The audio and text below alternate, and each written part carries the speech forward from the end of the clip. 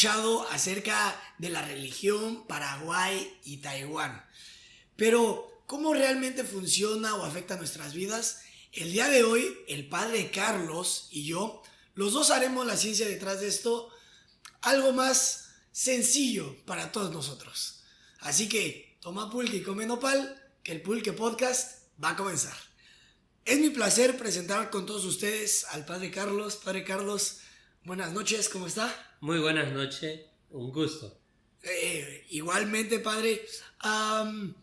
Padre Carlos, ¿cómo se describiría a usted mismo?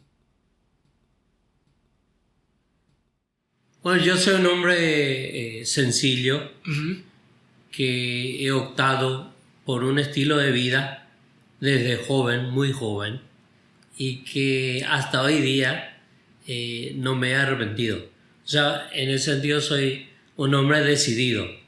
He decidido, he tomado el camino y aquí estoy para el servicio. Sí. ¿Cuándo fue que decidió tomar el camino de la teología?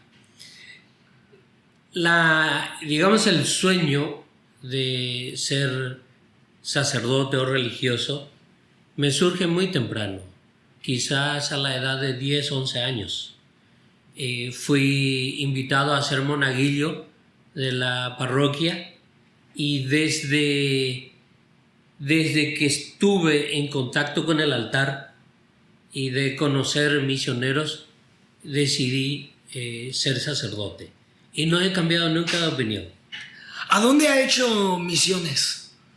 ¿Fueron en Paraguay o en dónde le tocó? Bueno, todos mis estudios en Paraguay. Estuve un año en Argentina haciendo mi noviciado, que es una etapa de formación. Okay. Estuve en Córdoba, un lugar muy hermoso, un lugar de montaña, etc. Y luego estuve un año en Irlanda estudiando inglés y luego Taiwán. Aprendiendo un poquito de chino, ¿verdad? Un poquito de chino. Sí. Bueno, padre, usted acaba de decir que hizo su noviciado en Argentina. En Argentina.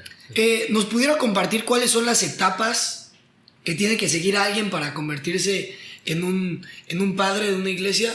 Sí.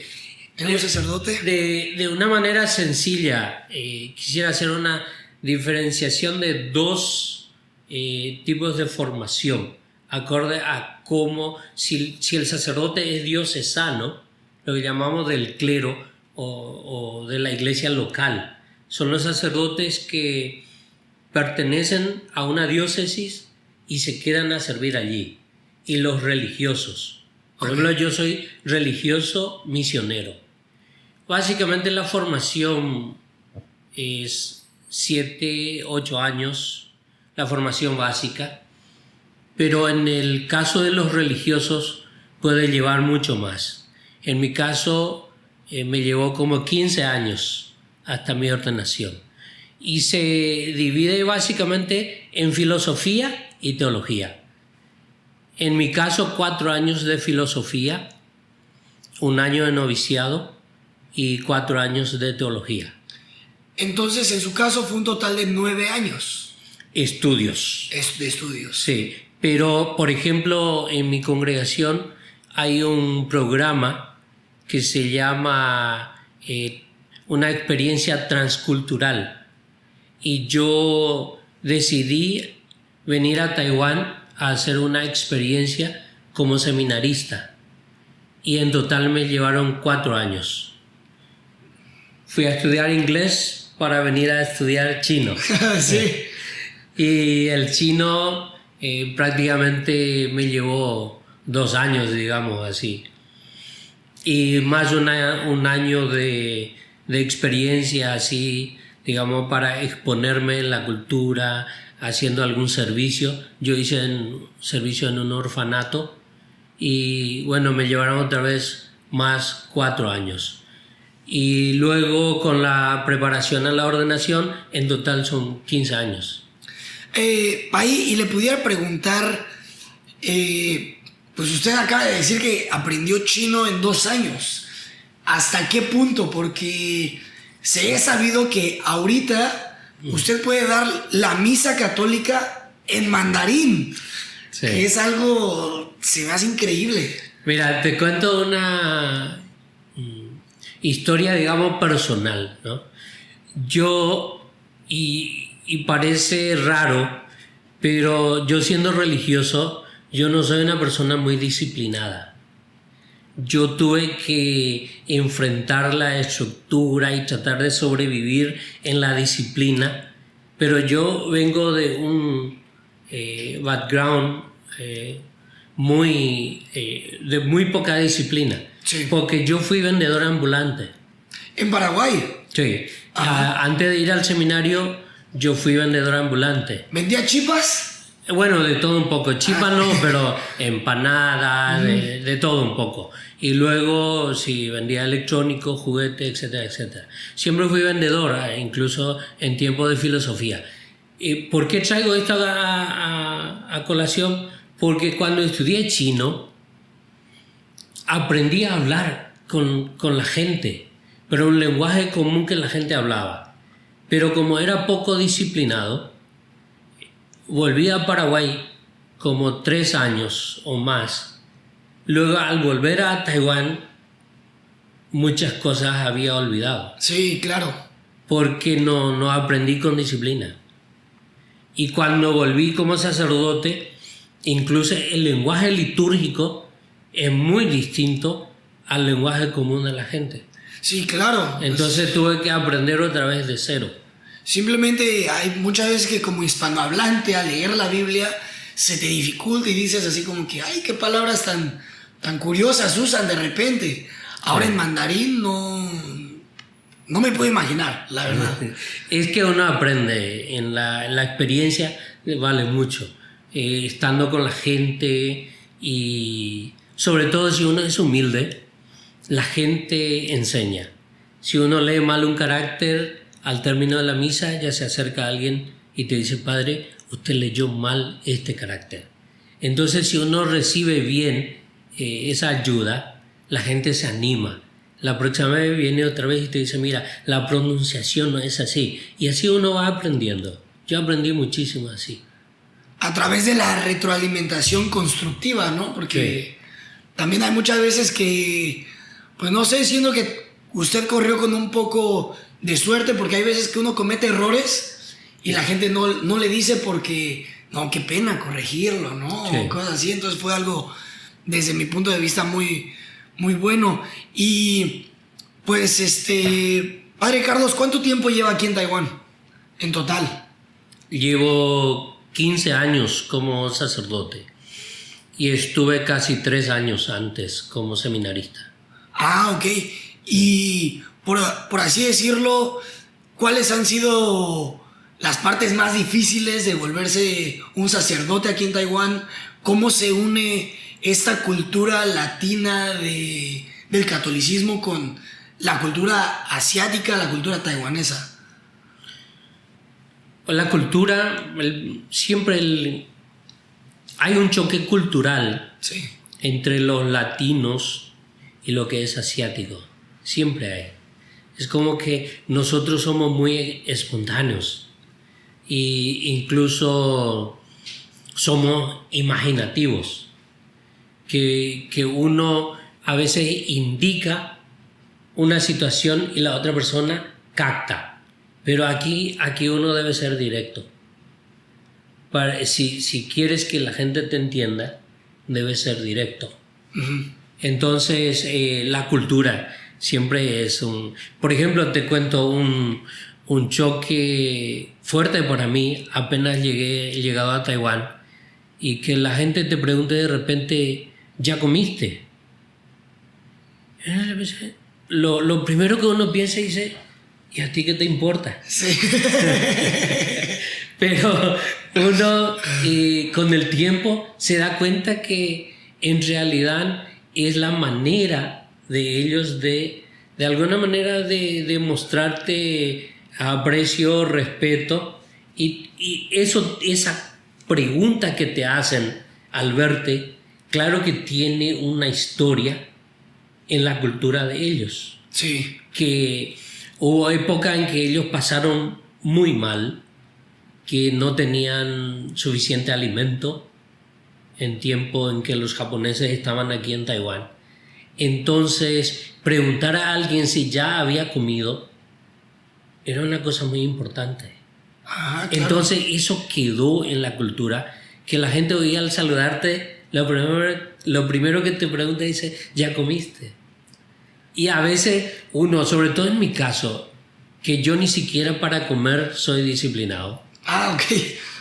Y de repente al mediodía yo no almuerzo y alguien viene y te pregunta, padre, ¿ya comiste? Y uno que decir, me quedo en el molde y le digo, sí, ya comí. O eres honesto y le dices no. Pero cuando le dices no, quedan impactados y no saben qué hacer. Entonces es una situación así, digamos, dificultosa. Sí, entonces sí. a veces uno opta por lo más fácil y dice sí. Sí, porque como usted dice, es una pregunta que casi siempre se responde, sí, ya comí. Que en realidad muchas veces no espera una respuesta. O la gente te ve, alguien te ve al salir de tu casa y te dice, ¿vas a salir? Y le dices sí. ¿A dónde vas? Y no espera que le diga exactamente, voy a ir a verle a mi novia o nada. Lo que espera que te diga, que le digas es que sí, voy a salir por ahí. Y ya está. O, por ejemplo, otra cosa en la cultura latina, cuando vas llegando a tu casa, te dicen, ya llegaste. Y te quedas así de, pues sí, ya llegué, ya estoy aquí, ¿no? Sí. Creo que sí. Y de la comida país, justamente hablando de que ya comió, no ha comido, usted que fue vendedor ambulante, ¿usted hacía la comida? No, mi madre. Y usted la vendía. Sí. Entonces acá llegó a cocinar comida paraguaya. Bueno, yo aprendí a cocinar por necesidad. Porque yo vengo de una familia vasta. Somos 2 hermanos.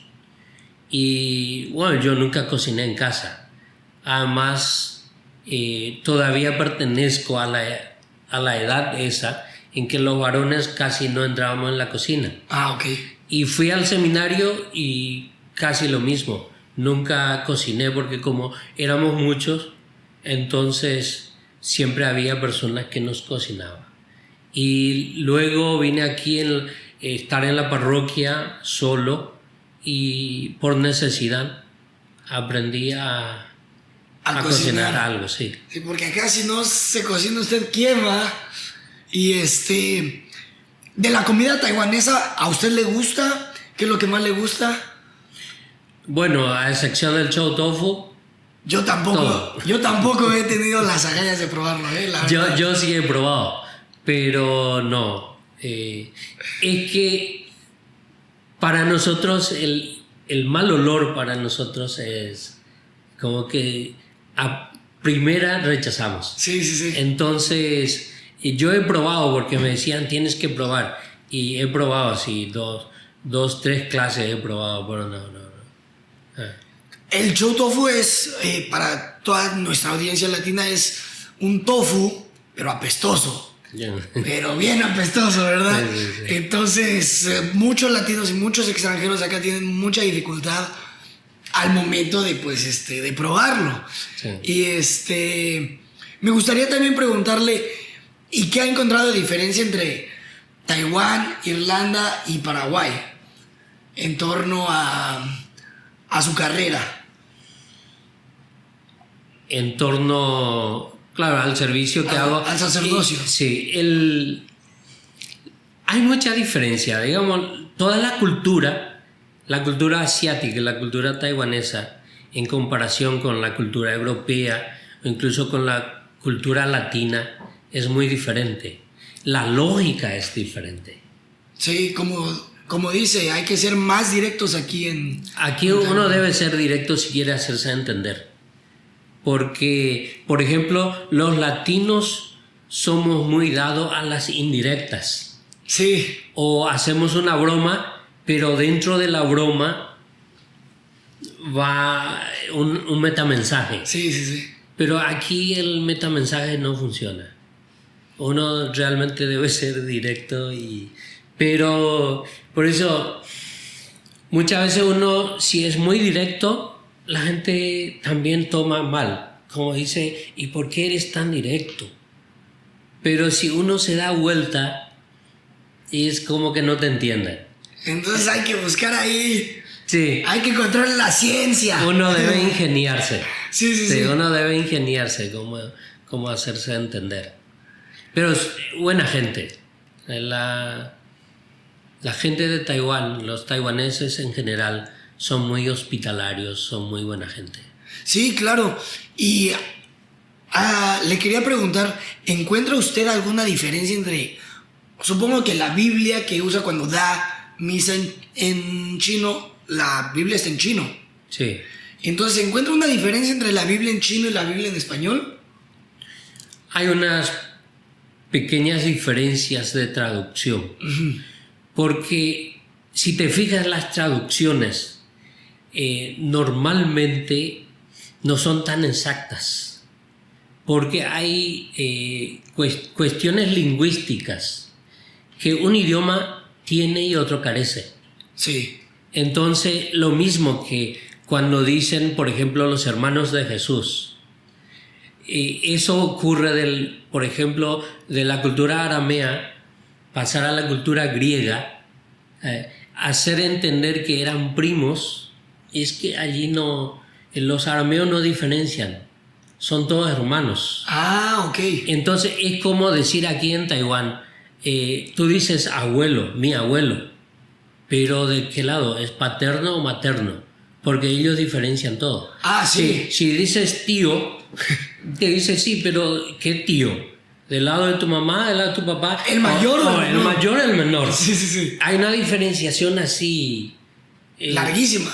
Y por eso, entonces, hay pequeñas diferencias de traducción. Incluso hay algunos errores en la traducción. Y que seguramente se está trabajando en eso de la próxima edición de la Biblia, que se pueda mejorar. Pero siempre hay pequeños errores.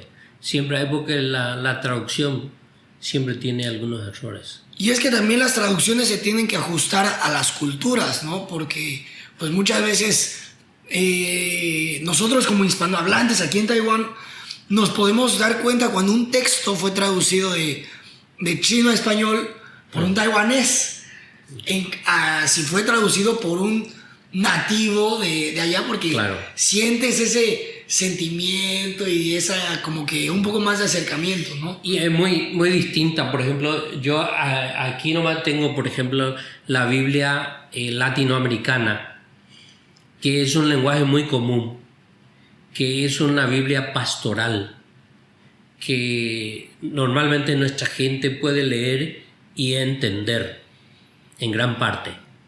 Y tengo la otra Biblia, que es Biblia Jerusalén, que es más bien para el estudio de la teología. Sí.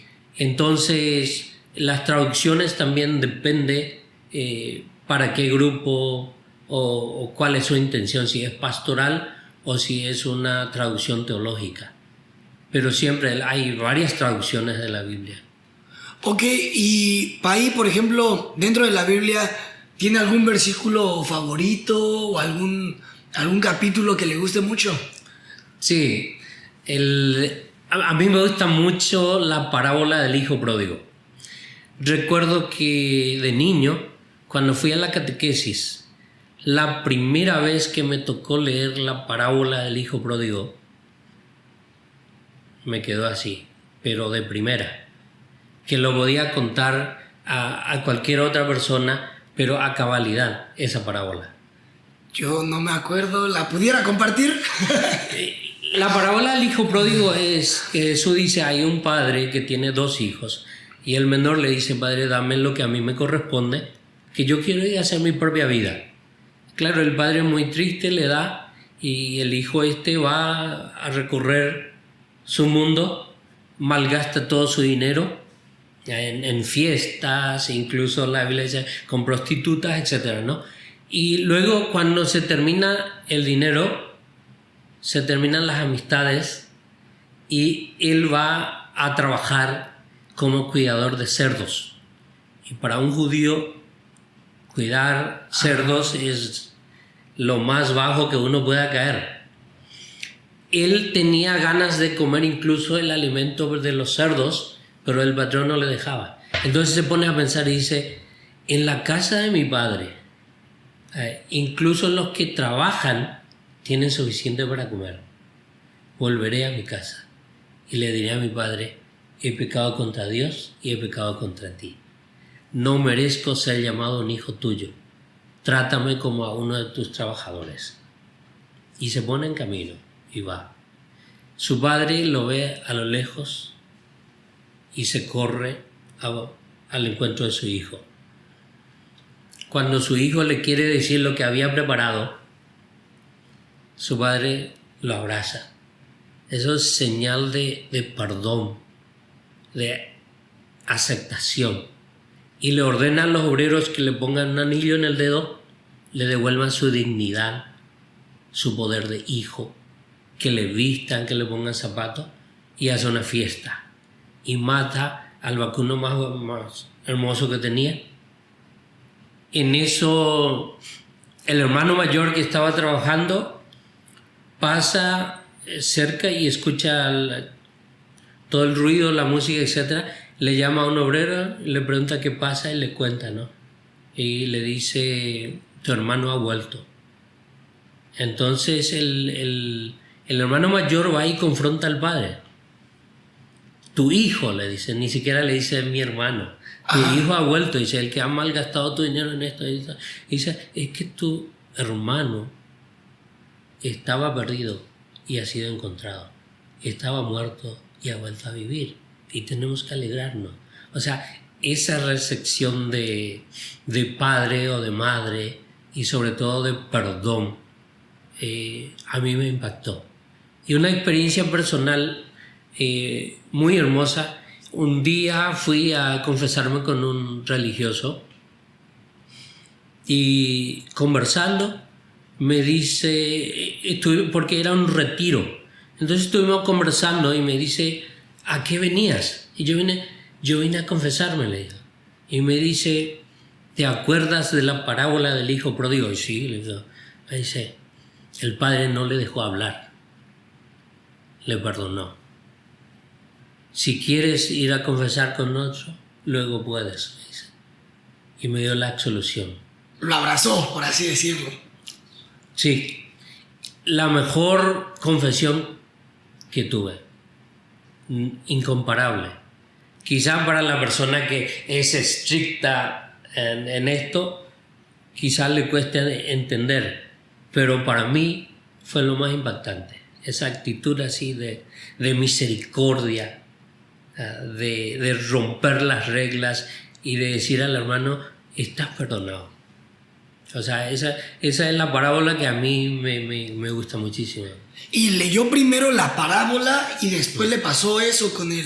O sea, la parábola de niño. Tenía seguramente mis 12, 13 años, 12 años seguramente.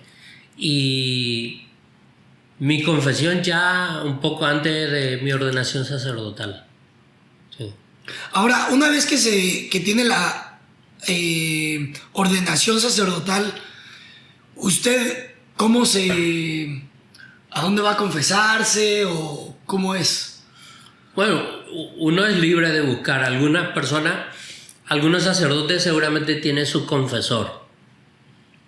Yo soy indisciplinadamente disciplinado, entonces yo donde haya una oportunidad me confieso. Sí. Sí. Ok, y padre, otra cosa que me gustaría pues platicar con usted es qué parte de la Biblia no le gusta tanto. ¿Qué parte de la Biblia usted tiene un poco más se pone a pensar más en torno a por qué sucedieron así las cosas?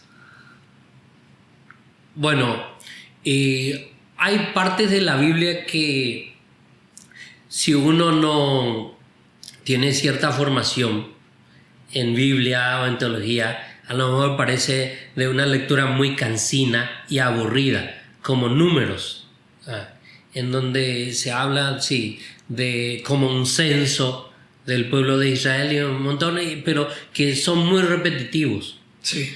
Pero el libro que cuesta entender es Job. El libro de Job. El libro de Job. Un hombre bueno, un hombre creyente, y que Dios permite que el diablo lo tiente y que pierde todo. Pierde su fortuna, pierde su familia, sus hijos, su esposa y el enfermo, y los amigos que todavía le dicen: has pecado contra Dios, por eso estás así. Y él dice: no, yo no he pecado contra Dios. Y aún en esa enfermedad, en este estado de miseria, él sigue creyendo en Dios. Pero un hombre que sufrió muchísimo. Job. Al final es como una película yankee, que al final es de final feliz. Sí. Porque Dios le devuelve mucho más, etc. Pero nunca va a ser la misma esposa ni la misma familia. Entonces, claro, es un libro no tan fácil de leer. Muy, muy difícil, por así decirlo, de tragar, vaya pues. Así es. Padre, ¿y usted ha escuchado el libro de Enoch? Enoch. A mí me llama mucho la atención por qué no se incluyó tanto a Enoch en la Biblia. ¿Usted tiene algo de conocimiento acerca de este tema?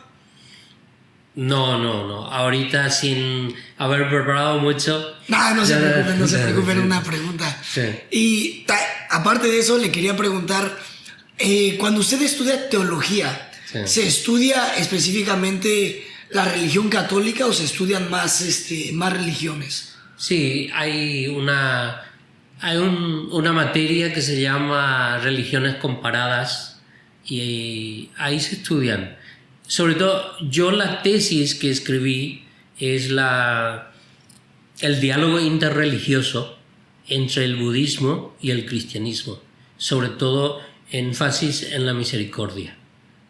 Y sí, hemos estudiado las grandes religiones, incluso religiones panteístas y sí, animistas, sí, se estudia, pero claro, mucho más estudiamos la Iglesia católica. Ok, ¿y qué nos pudiera decir o contar acerca de su tesis? Que se me hace algo muy interesante.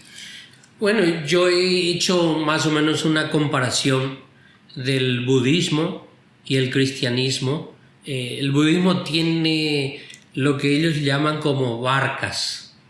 Okay. Son diferentes, por ejemplo, el budismo de Taiwán o el budismo de Tailandia, de Japón, y cuando el budismo, el Dalai Lama, por ejemplo, es otro tipo, son diferentes tipos de corrientes, podríamos decir. Diferentes Ramas del budismo. Y entonces, ¿qué es lo que podemos encontrar en común con el budismo y en común con el cristianismo y sobre todo con la Iglesia Católica?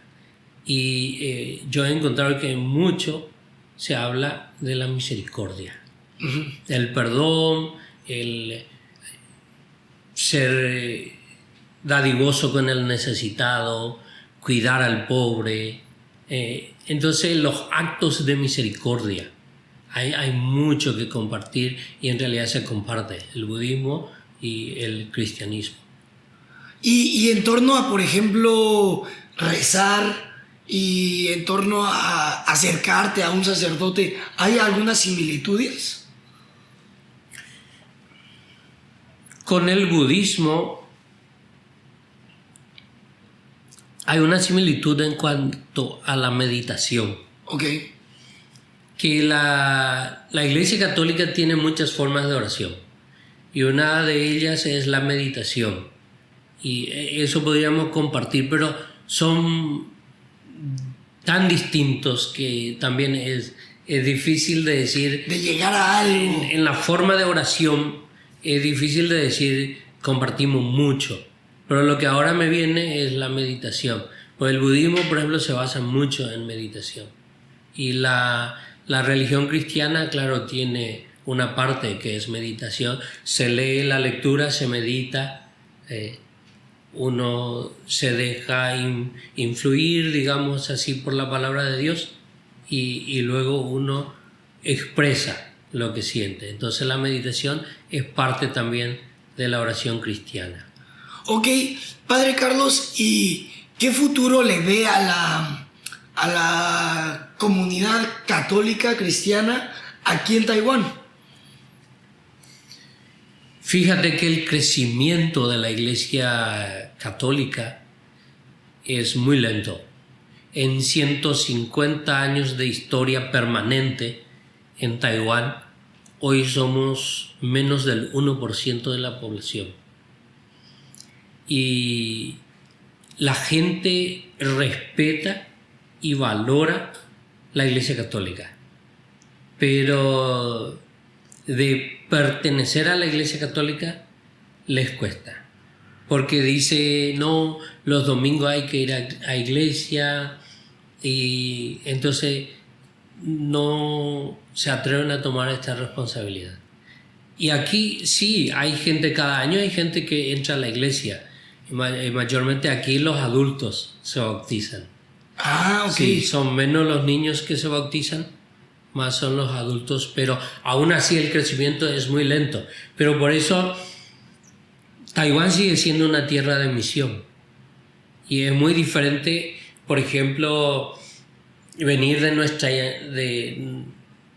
nuestra Latinoamérica, donde la mayoría es cristiana, es católica, y venir aquí y encontrar una pequeña comunidad es muy diferente.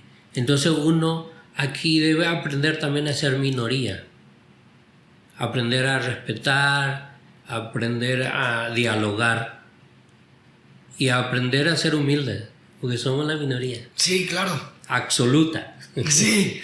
Y, Padre, ¿por qué cree que sea esto de que se vienen a bautizar ya de adultos? ¿Usted cree que, porque en Latinoamérica, por lo regular, se siembra la religión desde chico? Claro. Se le mandas a tu hijo al catecismo y todo eso. Sí. Aquí en Taiwán, ¿usted cree que hay un poco más de, por así decirlo, libertad para dejarlos decidir cuando son un poco más grandes, o cuál es su punto de vista? Aquí hay mucha libertad en términos de fe, religión. Incluso hay mucho sincretismo religioso. Si le preguntas a alguien y le dices, ¿eres budista o confucionista, taoísta, o a qué grupo perteneces? Y te dice, soy todo. Soy todo y nada. Sí, sí. Acepto el budismo y el taoísmo. Sí. Es que hay una mezcla. Por eso aquí hay una religiosidad popular en donde se mezcla un poco. La gente es muy religiosa en el sentido de espiritualidad. Ahora, pertenecer a una religión son bastante libres. Entonces, mucho a la edad adulta empiezan a buscar la verdad, una verdad. Entonces empieza a cuestionar y a buscar un lugar donde se sientan a gusto. Y es ahí donde vienen a la iglesia a aprender qué es nuestra fe, nuestra iglesia. Y muchos de los que vienen a llevar una catequesis, el catecumenado, muchos se bautizan. A mí me tocó bautizar incluso a un señor que tenía más de 90 años. ¡Wow! ¿Y él decidió bautizarse? Sí, sí. Participó de la clase. Normalmente tenemos un año de catequesis y luego se bautizan. Y sí, me ha tocado bautizar a señores así de 80 años. Creo que el más anciano que bauticé fue de 90 y tantos años. ¡Qué interesante! Padre, y por ejemplo, ¿cómo usted hace que la gente joven se una a la iglesia y venga a misa, por ejemplo, se platique más con usted? ¿Cuál es su manera? Bueno, ese es un tema muy difícil aquí en Taiwán, porque los jóvenes no son muy expresivos, digamos, en cuestión de fe, como quizás en nuestra cultura, que ellos tienen su grupo, hablan sus temas, compartiendo la oración y la Biblia, pero también hablan de la realidad de lo que pasa alrededor. Aquí, como te fijarás, los jóvenes son distintos. Y aquí incluso en el grupo juvenil siempre hay un adulto que les guía. Que en Latinoamérica, por ejemplo, no va a pasar eso. Un grupo juvenil es de los jóvenes y ellos deciden qué hacer, qué hablar. Pero aquí siempre hay un adulto como diciéndole qué hacer. Entonces, los jóvenes, a excepción del domingo que vienen a misa, y además de eso no hay mucho. No hay mucho. No hay mucho y es muy difícil. Es una pastoral bastante difícil con los jóvenes. Ok, Padre Carlos, y pues, ¿qué le depara en un futuro al famoso padre paraguayo que da misa en español? ¿Cuáles son sus planes a futuro? Bueno, mi plan es estar aquí en Taiwán, servir en Taiwán, y básicamente todas mis celebraciones, mis pastorales en chino. Cada vez por ahí la comunidad latina, si necesita un sacerdote, sí, voy a celebrar, pero básicamente yo trabajo con los locales. Y como te decía, humildemente, hacer el servicio a la minoría. Sí. Y en la parroquia donde yo estoy ahora, es una parroquia, para aquí es una parroquia grande. Un sábado a la noche tengo 100, 120 personas, un domingo tengo 150, 170 personas. Y es una parroquia ya considerada grande aquí. Entonces, si te fijas, yo fui vendedor, yo fui comerciante. Si tuviera una visión exitista, no estaría aquí misionando. Porque es una comunidad muy pequeña. Podría elegir quedarme en mi país donde una misa asisten 1,000, 2,000, 5,000 personas. Pero la iglesia es esa. Hay que optar también por la minoría y hay que ir a la periferia, como dice mucho ahora nuestro Papa. Hay que optar por esa gente que necesita ir a la periferia, bajarse en el fango y aprender allí. Qué bueno que trae al Papa a la conversación. Me gustaría preguntarle, pues, ¿usted cómo se siente teniendo un Papa latino, argentino, que usted estuvo allá? La primera sensación que yo tuve fue, argentino. Es la primera sensación, porque, ¿saben? Los paraguayos con los argentinos tenemos mucha historia, ¿no? Entonces más o menos dice, Pero luego, cuando fui conociéndolo en sus homilías, en sus escritos y en su manera de ser, creo que es un hombre bárbaro. Un argentino fuera de serie. Sí. Que él mismo se hace bromas sobre los argentinos y me parece fabuloso. Él, no sé si has escuchado que dice, por ejemplo, ¿cómo se suicida un argentino? Dice el Papa. ¿Y cómo le dice? Se sube a lo más alto de su ego y salta. Él se hace broma y de su muy propia cierto, idiosincrasia. Sí, pues, sí. Entonces él dice, cuando los argentinos supieron que me eligieron papa, siendo argentino, lo mínimo que esperaban es que yo me llame Jesucristo II. Sí. Pero se elige a Francisco. Antes no dijeron Maradona. Sí, pero yo creo que la iglesia, que está atravesando una crisis tremenda, y viene él, y muchos no lo entienden, yo creo que el tiempo le va a dar su lugar y su valor, pero él está, digamos así, capeando una tormenta terrible. La iglesia que enfrenta una crisis terrible y a nivel mundial, y yo creo que él está tratando de arreglar la casa en muchos aspectos. Y no creo que él termine, pero una buena base. ¿Qué problemas son los que usted encuentra? El problema de los abusos. Hay mucha gente que no ve el paso que hizo la iglesia, por ejemplo, pero en la iglesia se hizo pasos agigantados para enfrentar este problema. Primero, hacer la mea culpa, reconocer que nos hemos equivocado, que muchas veces por no mostrar nuestra propia basura lo hemos escondido debajo del sofá y ahora se llenó y salió, y tenemos que enfrentar, no podemos hacer otra cosa. Y entonces yo creo que este Papa es como que el que lo enfrentó con humildad, pero con mucha decisión. Que quizás la gente no sabe, quizás no sepas. Por ejemplo, que cada uno de nosotros ahora firmamos un documento. En caso de que alguien a mí me acuse de abuso.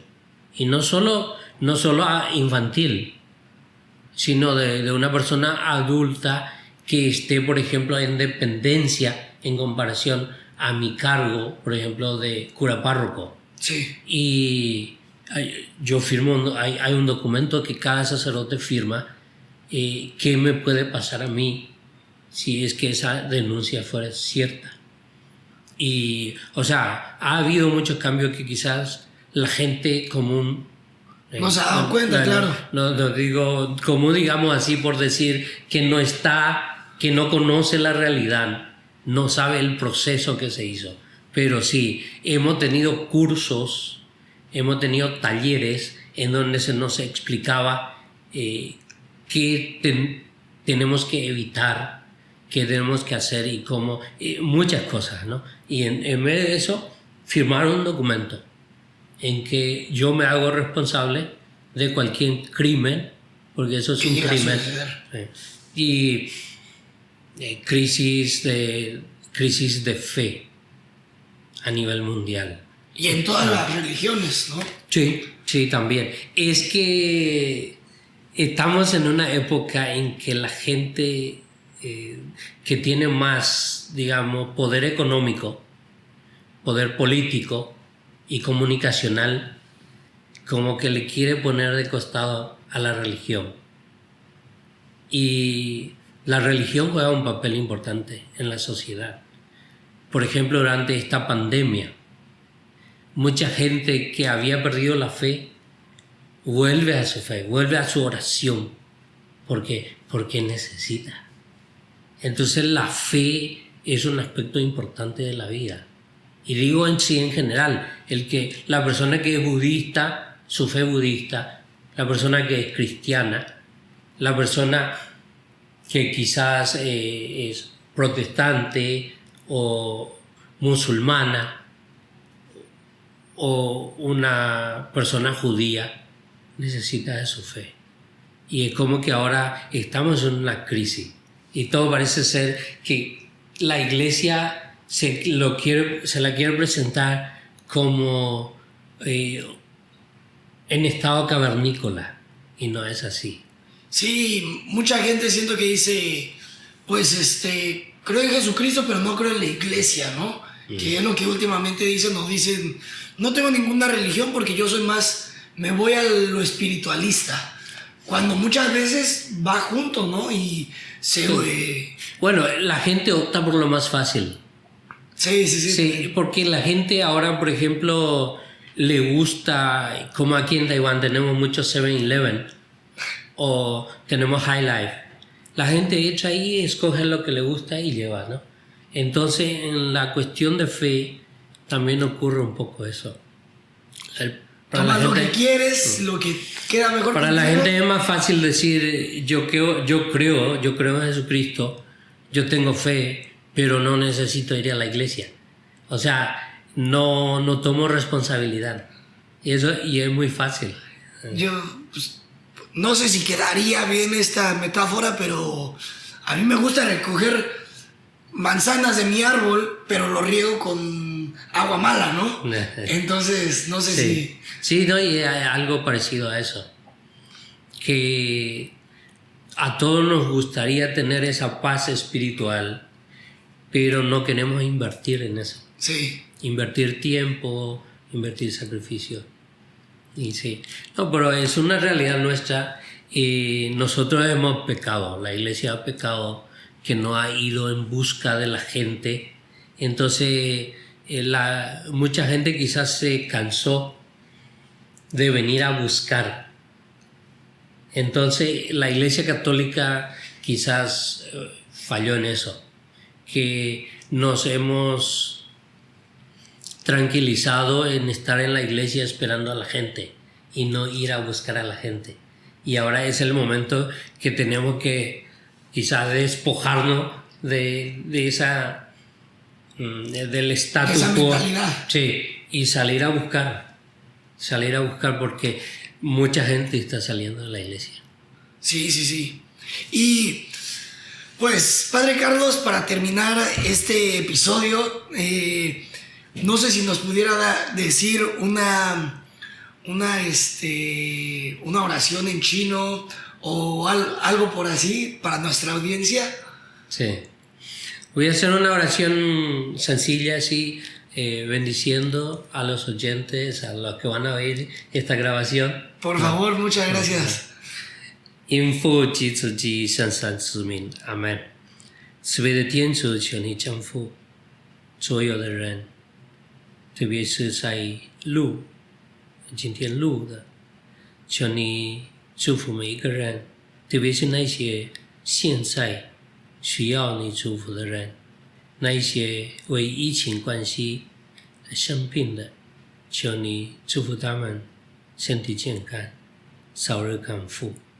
那一些因这疫情关系过世，求你接纳他们，赐给他们永远的安息。以上所求是靠我们的主基督，阿门。应父及子及圣神之名，阿门。Qué bonita oración, Padre. Muchas Mira, gracias. Yo no sé el tiempo, pero me gustaría solamente hacerte una pequeña acotación. Claro que sí. Muchas veces la gente ve a la iglesia como arcaica, como que ya no pertenece a este tiempo. Lo que la gente no sabe es que las universidades que hoy existen, sí, si no fueran por la iglesia, no hubieran existido. Las bibliotecas, las artes, incluso la música. Justo lo que estábamos hablando hace rato acerca de el arte fue demasiado promovido por la iglesia, Miguel Ángel, Galileo. No, muchos artistas. Muchas cosas fueron... Incluso a lo mejor uno escucha la música de las estaciones. No sé si conoces del invierno, verano, primavera, otoño. Sí. El que escribió esa pieza musical que es re famosa es sacerdote, Vivaldi. El que descubrió que la Tierra gira alrededor del Sol y no al contrario, fue un sacerdote, Copérnico. O sea, científicos. ¿Por qué esta planta de un color puede variar a otro color? Fue el sacerdote. O sea, la biología, el padre de la biología también es un sacerdote. Y hay religiosos también que se dedican. El mismo whisky. Quienes inventaron el whisky fueron los monjes. La cerveza. Entonces, de repente la gente ve a la iglesia como que está en contra de la razón, en contra de la ciencia. Y todo eso. Pero no es así. Por ejemplo, ahorita la iglesia, en esta situación de pandemia, ¿quién ha salido a decirle a la gente vacúnense? La iglesia. La iglesia ha dicho, tiene que vacunarse. Si usted no cree en la vacuna por una cuestión moral, tiene que vacunarse no solo para protegerse a sí mismo, sino para proteger a los demás. Y eso es ciencia. Sí, claro. Entonces, la iglesia, claro, tiene lo estricto. La iglesia tiene lo vertical. tiene, digamos así, la liturgia. Uno tiene la liturgia. Yo en la liturgia soy súper disciplinado. En otras cosas no, soy bien liberal. Pero en la liturgia, es que la liturgia uno no puede cambiar. Está así. Y la iglesia, claro, tiene su parte estructural, tiene su parte cuadrada, pero no es solo eso. El invento del pentagrama. ¿Por qué el Notre Dame, cuando se incendió y cuando pasó aquello, por qué todo el mundo en Europa, por ejemplo, dio el grito al cielo? Es que era el centro de la cultura. Sí, sí, sí. Allí se inventó el coro polifónico, el pentagrama, o sea, muchas cosas, ¿no? Y cada iglesia antigua tiene arte dentro de sí. Y algo muy interesante es que, pues muchos dicen, ¿no? No, la religión ha matado la ciencia, ha matado a científicos, pero pues también ha promovido mucho, ¿no? O sea, supongo que en la historia ha habido, como en todos lados, gente buena, gente mala. La iglesia católica, y no hay ninguna religión que sea 100% claro, perfecta. Son errores históricos. Siempre hay errores en la historia. Y errores humanos, ¿no? Sí, y en la iglesia, claro, hemos tenido eso. Pero ¿qué institución no tiene? ¿Qué religión no tuvo esos errores? Por ejemplo, ahora hablamos de los musulmanes, por ejemplo. Hay una corriente de los musulmanes que es violenta, pero no todos los musulmanes. Exacto, sí. Entonces, sí, la iglesia tuvo sus errores y que muchas veces se nos carga todo, ¿no? Y no es tanto así. Hay parte de los errores que es de la iglesia. Hay otra parte que corresponde a otra persona que muchas veces se nos tira todo el fardo. Sí, y como todo, pues de los errores se aprende. Y algo que me gusta mucho decir es que las verdades cambian, ¿no? Por ejemplo, si en algún momento la iglesia tomó una decisión de hacer algo por algo que ellos le decían la verdad, ahorita esa verdad ya cambió y bueno, hay cosas muy diferentes, ¿no? Me gustaría más decir que la verdad progresa. Progresa, sí, exacto. Uno va aprendiendo más cosas de esa verdad y clarifica su verdad. Pero una verdad nunca cambia. Sí. Por eso es que quizás, por ejemplo, muchos digan, ¿por qué la iglesia no apoya el aborto? Como digo, están parecidos en el pasado. Sí. Es que la persona que tiene fe no puede ir en contra de la vida. Sí, sí, sí. Y sea por fuera de la vida, tiene que defender la vida. Y me puede decir, pero sos tan cuadrado. Perdóneme, pero soy un hombre de fe. Entonces hay momentos históricos de la civilización, de la humanidad, en que hay como una corriente ahora. Hay una corriente que va mucho esto, ¿no? Del que defiende el aborto, defiende un montón de cosas, ¿no? Pero la verdad de la iglesia no cambia. Sí, no puede estar cambiando. Progresa. Sí. No puede estar cambiando para alegrar a esta generación. No, la iglesia no es así. Por ejemplo, pena de muerte. La iglesia no acepta a pena de muerte y eso ha sido un progreso. Porque antes sí, en el catecismo de la iglesia, antes se aceptaba la pena de muerte en los países donde había pena de muerte. Pero ahora, con el Papa Francisco, dice, estamos en una época en donde éticamente ya no corresponde la pena de muerte, porque tenemos cárceles de alta seguridad, cadena perpetua, pero ya no corresponde, ya no es humano matar ahora a una persona por su crimen.